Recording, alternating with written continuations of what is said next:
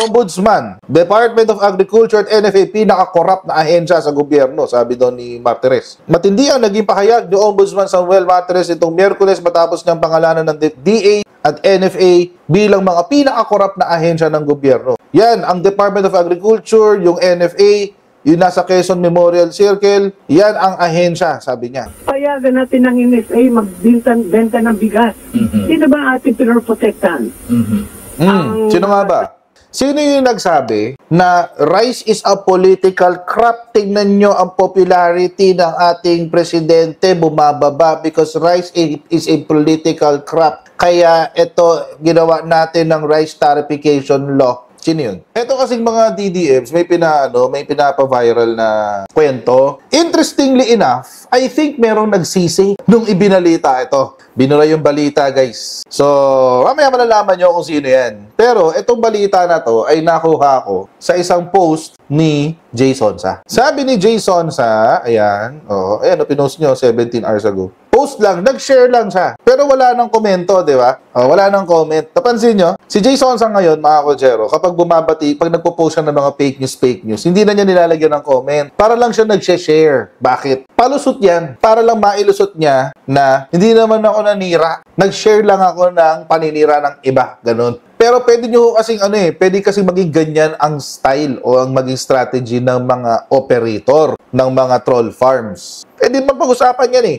Malay ba natin kung kausap ng mga DDMs kung sino man itong sumulat na ito. At sinabi, ikaw magsulat, ako mag-share. Marami akong following. Pwede kasing organized yan eh. Pero hindi natin alam. Actually, pati itong nagbalita, mga kotsero, kinakabahan din kasi tinagalog lang niya yung article ni Tribune. Pero, ito nga ang nangyari. Kukwento ko na sa inyo kung ano nangyari. Kagabi, available pa to, itong article na to, in English, yung English version nito. Pag mulat-mulat ko ngayon, kagabi yun, ni-research ko to, gumagana pa yung link. Ngayon, hindi na. 404 na, binura. Ano ibig sabihin yan? May napaso, merong nasunog, merong pinagalitan. Kaya binura. Bakit ho? Kasi ang binalita nila, mga kotsero, at ginamit ho ito ng mga DDMs, ay ito. Itong comment ni Samuel Martires. DA at NFA, pinaka-corrupt na ahensya. Ombudsman Samuel Martires, pinangalanan ng Department of Agriculture at ng National Food Authority na pinakatiwaling ahensya. Oo, March 7 ho yung binalita. Kaso, mga kotsero, may problema. Nabura man yung article, yung pinanggalingan na interview ay hindi nabura. At nakuha ko pa siya. Basahin muna natin yung binurang article. Ombudsman, Department of Agriculture at NFA, pinaka-corrupt na ahensya sa gobyerno, sabi doon ni Martires. Matindi ang naging pahayag ni Ombudsman Samuel Martires itong Miyerkules matapos niyang pangalanan ng DA at NFA bilang mga pinaka-corrupt na ahensya ng gobyerno. Yan, ang Department of Agriculture, yung NFA, yung nasa Quezon Memorial Circle, yan ang ahensya, sabi niya. Ibinunyag ng Ombudsman na nagsagawa sila ng investigasyon matapos lumala ang krisis sa presyo ng sibuyas at bigas noong nakaraang taon. Akala ko noon tahimik lang ang mga opisina na yan, pero noong nakaraang taon, nung hindi natin makontrol ang presyo ng sibuyas at bigas, nag-imbestiga tayo. Ano daw ang resulta ng kanilang investigasyon? Ayan. Ang sabi ng NFA, tinatanggap namin ang sinabi ng Ombudsman. Kasi, base sa record, yun nangyari sa NFA noong nakaraang taon, sinuspindi ng Office of the Ombudsman ang 139 NFA personnel. Lahat sila may kaso, siguro sa dami nila yun ang basihan ng Ombudsman. Pero sinabi din ni Martires, binigyan din niya ang pag-abuso sa mga ulat ng Commission on Audit na kadalasan ay ginagamit na armas ng mga politiko laban sa kanilang mga kalaban sa halip na magsilbing tunay na gabay sa paglinis ng burokrasya. Reference Daily Tribune. Kaso mo, mga kotsero, wala na yan, burado na yan. 404 na. Ngayon, mga kotsero, pakinggan natin yung interview. Akalain mo ba Yan na. sa araw-araw na dumadaan ako ng Quezon Memorial Circle, nadadaanan ko yung mga different government agencies, akala ko noon yung ibang mga opisina dyan, talagang tahimik lang, di ba? Parang si Mark. Pala, nagka-problema tayo nung nakarang taon ba yun, noong 2023. Nagka-problema tayo na hindi na natin makontrol ang presyo ng sibuyas. Hindi na tayo makontrol yung presyo ng bigas. Abay, nag-imbestiga kami. Opo. Diba? Pati sa importation ng mga agricultural products, sa tulad ng isda. So, nung kami nag-iimbestiga, nakita namin yung corruption. Yung kasi ang importation ng agricultural products, ang nag-inspect doon, mga tao ng agriculture. So nang tinatanong namin sa customs, bakit ganon? Sa inyo lumalabas eh.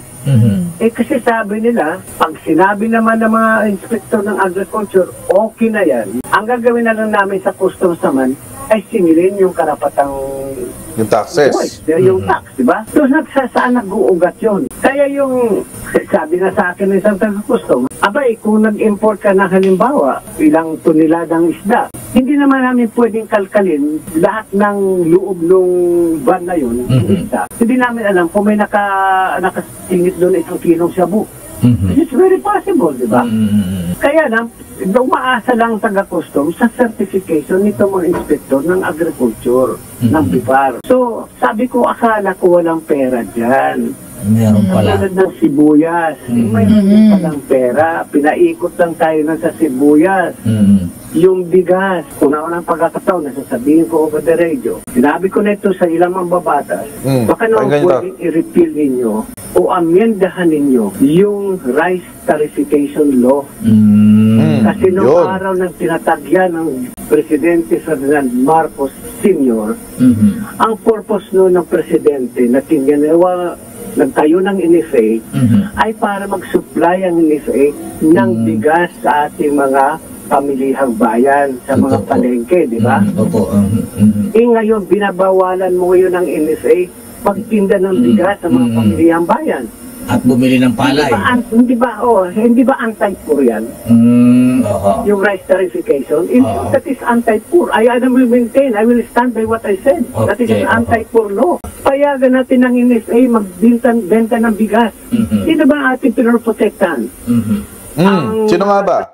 Sino nga ba pinotektahan ng rice tarification law? That's a good question from the former Justice, now Ombudsman Samuel Martires. Sino nga ba ang pinrotektahan ng rice tarification law kaya siya inanak? Sino yung nagsabi na rice is a political crop? Tingnan nyo ang popularity ng ating presidente bumababa because rice is a political crop. Kaya ito, ginawa natin ng rice tarification law. Sino yun? Si Villar yun. Sa isang interview, sinabi niya yun.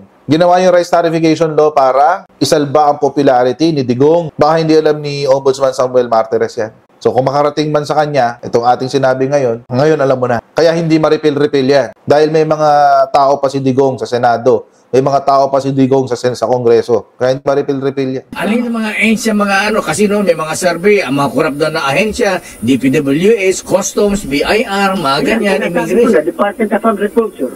Yun.